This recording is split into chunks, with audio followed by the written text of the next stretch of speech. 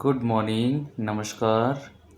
प्यारे बच्चों, आपके लिए एक बहुत ही बड़ी खबर है। अगर आप फोर्स में जाना चाह रहे हैं, पुलिस में जाने की इच्छा रखते हैं, सेंट्रल सर्विसेज में सेंट्रल की जो फोर्स है, जो आपके बीएसएफ है, सीआरपीएफ है, इन सभी में आसाम राइफल्स हैं, इनमें आप जाने का आपकी जाने की इच्छा है, आपकी जॉब करने की इच्छा है, तो ये जो आज का हमारा वीडियो है आप सभी के लिए बहुत ही इम्पोर्टेंट होने वाला है। देखिए, एसएससी के द्वारा जो आपके सेंट्रल आर्म्ड फोर्सेस होते हैं उनमें जॉब ओपन की गई हैं, कांस्टेबल के लिए हैं ये। देखिए, कांस्टेबल जनरल ड्यूटी की ये पोस्ट ओपन हुई हैं सेंट्रल आर्म्ड फोर्सेस में। इनमें आपके एंड एसएसएफ और rifleman GD in Assam rifles and sepoy in narcotics control bureau, और इसके साथ साथ जो नारकोटिक्स कंट्रोल ब्यूरो है उसमें भी जो जनरल ड्यूटी कांस्टेबल होता है उसकी ये पोस्ट है। ठीक है, इनकी जो आपके फॉर्म हैं वो 5 तारीख से ओपन हो गए हैं, 5/9/2024 से, और 14 अक्टूबर तक ये फॉर्म फिल किए जाएंगे। लास्ट डेट याद रखिएगा, लास्ट डेट से पहले अपने फॉर्म ज़रूर फिल कर दें। 14 अक्टूबर लास्ट डेट रहेगी। Last date and time for making online fee payment की भी लास्ट डेट 15 अक्टूबर है। तो मेरा सभी स्टूडेंट से यही कहना है कि आप लास्ट डेट का इंतज़ार मत कीजिए और उससे पहले ही फॉर्म आप अपना भर दीजिए। ठीक है। Dates of window for application form correction का आपका टाइम रहेगा 5 नवंबर से 7 नवंबर तक। ठीक है। ये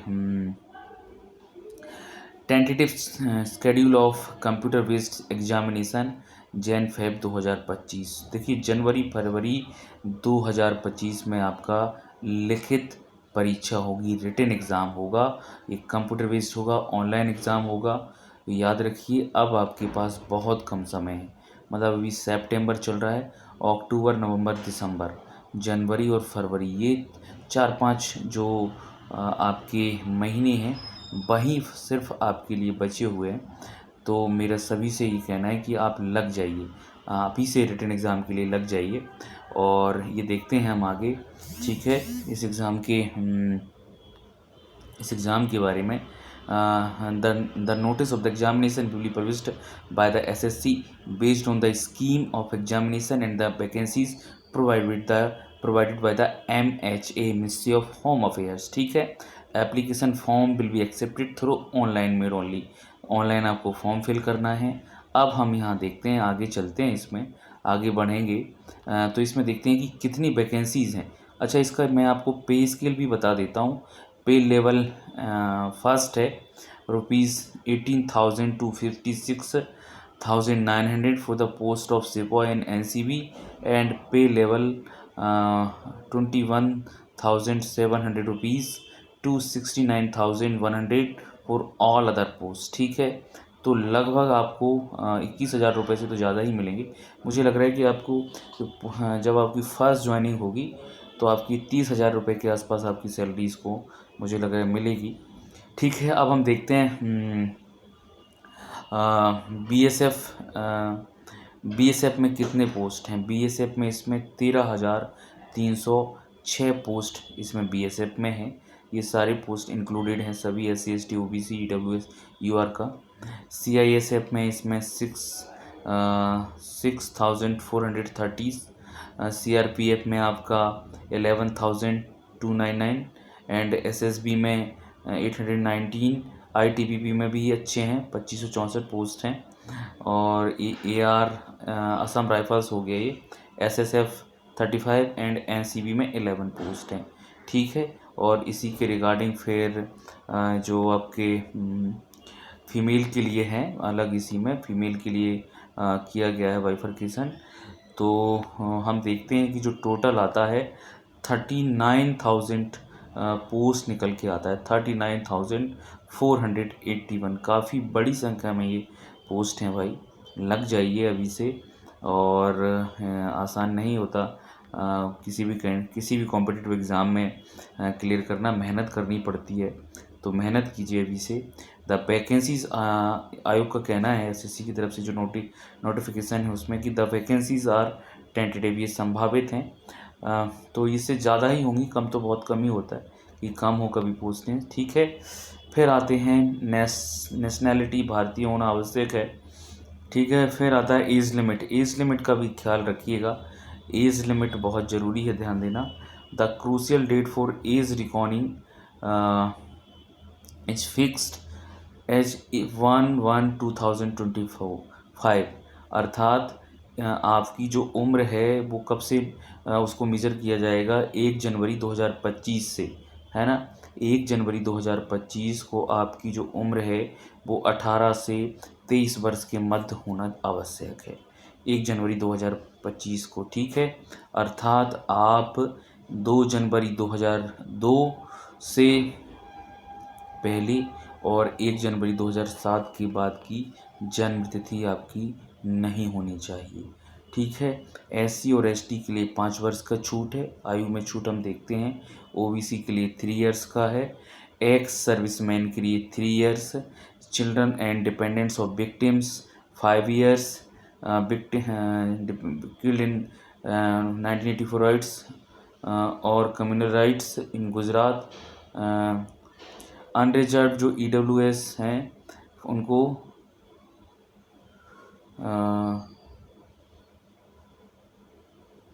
अरे जो आपके अच्छा ये उन्हीं के लिए है विक्टिम्स, और जो गुजरात में हुए थे उनका है ये, जो कम्युनल राइट्स हुए थे उनके रिगार्डिंग 5 इयर्स का उनके लिए है, ठीक है। ये फिर आता है कुछ और हैं, चिल्ड्रन डिपेंडेंट्स ऑफ विक्टिम्स के लिए 1984 राइट्स कम्युनल गुजरात, और फिर गुजरात की 10 ईयर्स, ठीक है।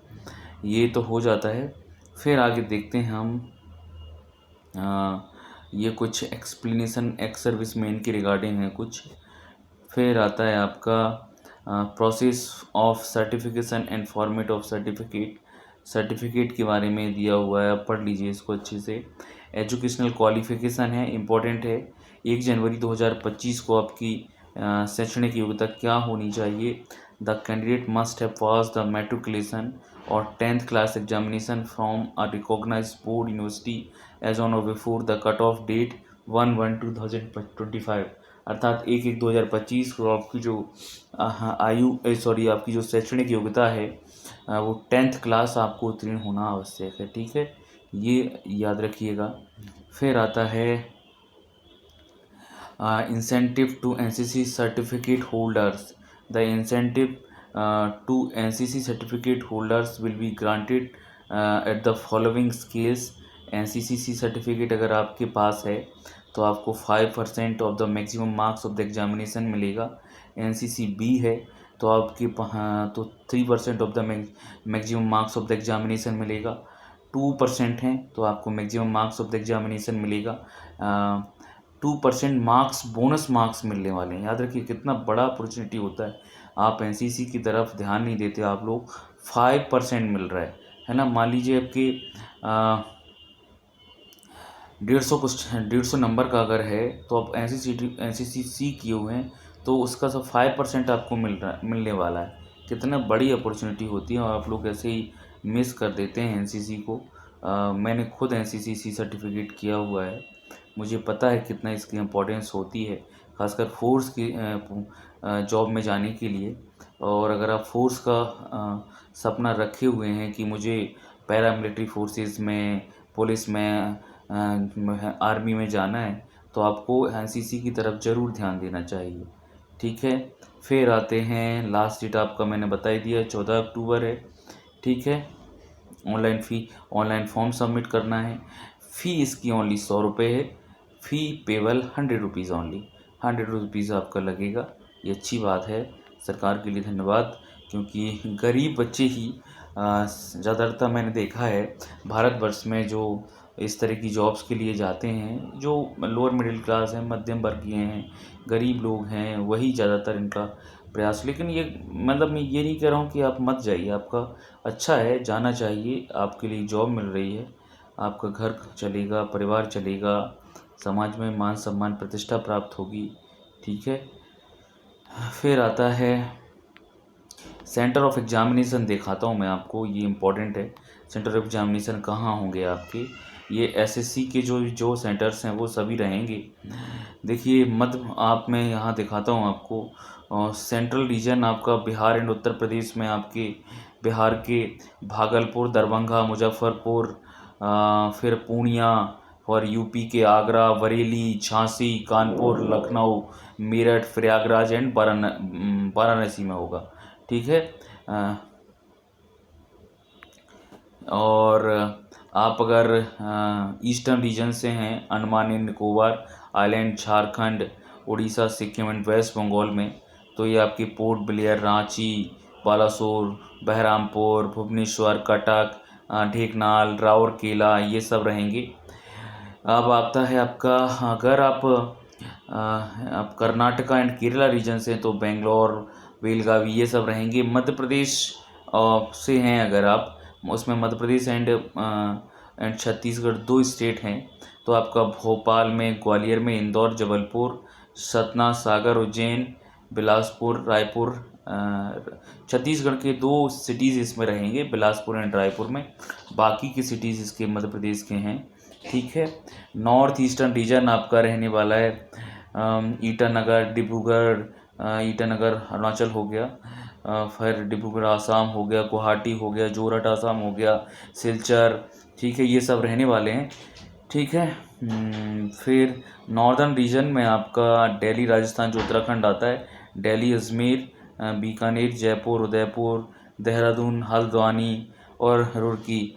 उत्तराखंड के आपकी देहरादून, हल्द्वानी और रुड़की में रहेगा, दिल्ली रहेगा। फिर बाकी के जो हैं अजमेर, बीकानेर, जयपुर और जोधपुर और उदयपुर, ये आपका राजस्थान की प्लेसेस हैं, सेंटर्स हैं जहाँ पर आपके एग्जामिनेशन सेंटर्स होंगे। और ये आंध्र प्रदेश हो गया और फिर वेस्टर्न रीजन्स हो गए। ठीक है। अब मैं आपको दिखा रहा हूँ सबसे इम्पॉर्टेंट चीज़, सबसे महत्वपूर्ण, ड्यूरेशन टाइम अलाउड 60 मिनट्स का एग्ज़ाम होगा ओनली। ठीक है। The computer based examination will consist of the one objective type paper containing 80 questions carrying 2 marks each with the following composition। ठीक है। आप याद रखिएगा 80 सवाल आने वाले हैं आपके, 1 घंटे का आपका क्वेश्चन पेपर होगा, 60 मिनट का। और जनरल इंटेलिजेंस एंड रीजनिंग के इसमें 20 क्वेश्चंस होंगे, general knowledge and general awareness के 20 सवाल होंगे, एलिमेंट्री मैथमेटिक्स के 20 क्वेश्चंस होंगे और इंग्लिश ऑब्लिक हिंदी के 20 क्वेश्चंस होंगे। All the question will be objective multiple choice type. The computer based examination will B conduct in English, Hindi and 13 regional language. और ये 13 अन्य जो आपकी क्षेत्रीय भाषाएं हैं भारत की, जिनमें आसामी, बंगाली, गुजराती, कन्नड़, कोंकणी, मलयालम, मणिपुरी, मराठी, उड़िया, पंजाबी, तमिल, तेलुगु और उर्दू, इन भाषाओं में भी ये कंडक्ट किया जाएगा। There will be a negative marking of 0.25 marks, 0.25 marks की नेगेटिव मार्किंग है, याद रखिएगा। अगर आप इस एग्ज़ाम में बैठ रहे हैं, अपीयर हो रहे हैं, तो याद रखिएगा 0.25 का मार्क्स का नेगेटिव मार्किंग, अर्थात आप for each wrong answer candidates are therefore advised to keep this in mind while answering the questions। अर्थात अगर आप 4 क्वेश्चंस गलत करते हैं तो आपका एक जो सही है वो क्वेश्चन कम हो जाएगा, वो माइनस में चला जाएगा वो क्वेश्चन। ठीक है। तो बहुत ही सोच समझकर आपको ये क्वेश्चन पेपर सॉल्व करना होगा। इसके लिए इम्पॉर्टेंट है कि आप प्रैक्टिस अभी से स्टार्ट कर दीजिए, ऑब्जेक्टिव क्वेश्चंस ज़्यादा से ज़्यादा कीजिए, पुराने पेपर्स लाइए, उनको कीजिए। The date of the computer based examination will be informed candidates only through the website of the commission. मैंने बताया आपको जनवरी के आसपास इसका एग्ज़ाम होने की संभावना है, जो आयोग ने ही कहा है ये। ठीक है। मैंने आपको इसका सिलेबस बता दिया, ये इसका डिटेल सिलेबस लिखा हुआ है। General intelligence and reasoning, general knowledge and awareness, general awareness, elementary mathematics, English oblique Hindi. Candidates ability to understand the basic English oblique Hindi and their basic comprehension will be tested. मुझे लग रहा है इसमें जो 10 हिंदी के होंगे और 10 इंग्लिश के सवाल होंगे, 20 है ना। ठीक है। 5 किलोमीटर्स इन 24। अब इसका देखिए, ये मैं आपको physical standard test, physical efficiency test based on the performance in computer based examination candidate will be short listed for PST physical test. Physical जो होगा जो आपका, जब आप रिटन एग्ज़ाम क्वालिफाई कर जाएंगे फिर उसके बाद आपका फिजिकल होगा उन्हीं कैंडिडेट का जो रिटन क्वालिफाई होंगे, ठीक है। और उसके लिए मैं बताता हूँ आपको। फिजिकल एफिशिएंसी टेस्ट पहले आपका मेजरमेंट होगा, मेजरमेंट के बाद फिर आपका एफिशिएंसी टेस्ट होगा, स्टैंडर्ड टेस्ट होगा। पहले बेसिक्स जो होते हैं, आपकी हाइट क्या है, सीने का स्तर क्या है, कोई ना आपकी अदर जो बेसिक्स होते हैं, नौकरी में फ्लैट पैर हैं, ये सब आपको तो नहीं है, फ्लैट पैर तो नहीं है, ये सब चीज़ें आपको चेक की जाएंगी। फिर आपका एफिशिएंसी टेस्ट होगा। Candidates have to clear the race within the following time limits 5 kilometre in 24 minutes male के लिए रहेगा, और 1.6 किलोमीटर इन 8.5 मिनट 1.6 किलोमीटर, हाँ 8 2 मिनट्स होगा ये, है ना। 4 candidate other than those belonging to Ladakh region, ठीक है। और ये जो लद्दाख रीजन के जो कैंडिडेट रहेंगे उन्हें 1.6 किलोमीटर इन 7 मिनट में लगानी होगी, जो लद्दाख रीजन के हैं। वैसे ही जो आपके फीमेल हैं उनको 800 मीटर्स इन 5 मिनट्स रहेगा। ये आपकी तो 5 किलोमीटर की दौड़ आपको 24 मिनट में पूरी करनी है। टफ टास्क तो है, लेकिन ऐसा नहीं है कि नहीं हो सकता। आप निरंतर प्रयास करेंगे और अभी से लग जाइए, अभी से। अभी आपकी उम्र है बहुत कम है बेटा, 18 से 23 साल के बच्चे इसमें अपीयर होना है, तो बहुत ज़्यादा उम्र नहीं है। और अभी से आपको लगना पड़ेगा।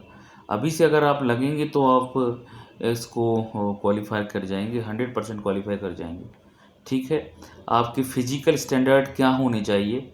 आपका जो मेल है उसकी ऊंचाई, हाइट होनी चाहिए 170, और फीमेल के लिए 157 होना चाहिए, ठीक है। ये हो गया आपका relaxations to height to few categories of candidate, कुछ रिलैक्सेशंस दी गए हैं हाइट में, ठीक है। फिर आता है चेस्ट, मैंने आपको बताया था ना, चेस्ट भी हो, चेस्ट का मेजर किया जाएगा। रिलैक्सेशन तो चेस्ट होता है अनएक्सपेंडेड 80, एंड मिनिमम एक्सपेंशन जो है वो 5 सेंटीमीटर का रहेगा। Few categories of candidates are allowed to relaxation the chest, यानी 80 से 85, 80 आपका नॉर्मल, और एक्सपेंशन के बाद आपका 85, ये एक आपका बेसिक मेजरमेंट है, ठीक है। फिर आता है आपका वेट, आपका होना चाहिए। Scrutiny of eligible of candidates for relaxation in the height and chest measurement will be carried out after qualifying PET, PET की बात का है। Proportional to height and age age पर मेडिकल स्टैंडर्ड। जो आपका वेट होना चाहिए वो आपकी उम्र, आपकी हाइट और आपके उम्र और हाइट के अनुसार ही ये होना चाहिए। ऐसा इसके जो स्टैंडर्ड हैं, मेडिकल के स्टैंडर्ड्स हैं उनके अकॉर्डिंग, ठीक है। Method medical examination, document verification, फिर उसके बाद होगा ये संपूर्ण प्रक्रियाएं हैं आपकी, ठीक है। एडमिशन टू द एग्जामिनेशन, तो आप अपने जो सेंटर होगा वहीं आपका एग्ज़ाम होगा। ये आपको एक आईडी प्रूफ के साथ जाना पड़ेगा। Mode of selection, the recruitment process will be consist of computer based examination, physical standard test, physical efficiency test, medical and document verification. Candidate scoring the following minimum qualifying marks without adding bonus marks to NCC certificate holders in the computer based examination will be considered eligible for short listing to the next stage, ठीक है। तो इसके लिए है कि आपका जो minimum qualifying है रिटन एग्ज़ाम में वो यूआर के लिए 30% है, ओबीसी और ईडब्ल्यूएस के 25 है, और ऑल अदर कैटेगरीज के लिए है 20%, ठीक है। तो अगर आप यूआर में हैं तो आपको 30% मार्क्स आना जरूर ही रहेगा। जैसे अभी हमने देखा था कि ये 80 क्वेश्चंस इसमें आई थिंक आ रहे हैं, वो कितने मार्क्स का है ये देखते हैं हम कितने मार्क्स का है। ये देखिए आपके 40 चार लगभग 80, हाँ 160 मार्क्स का ये आपका 80 क्वेश्चंस हैं, नंबर ऑफ क्वेश्चंस है ना। और प्रत्येक क्वेश्चन आपका 2 नंबर का है ना। तो इस तरह से ये 160 नंबर है, और 160 है ना का आपका 30% आपको लाना पड़ेगा अगर आप उसमें है जनरल में है, और ओबीसी डब्ल्यूज में आपको 25% लाना पड़ेगा, ठीक है। एनसीसी के जो मार्क्स हैं बाद में आपके जोड़े जाएंगे, ठीक है। फिर आता है आपका प्रायोरिटी, आप दे सकते हैं फॉर्म भरते हैं। Candidate have to given preference for the following CAPFs organisation in the order of priority at the time of filling the in the online application form. Filling of all 8 force preference for forces will be essential, ठीक है। सभी को आपको preference देनी है, आप जिसमें भी फोर्स में जाना चाह रहे हैं उसको भर दीजिए, ऑनलाइन प्रेफरेंस दे दीजिए उसको, ठीक है।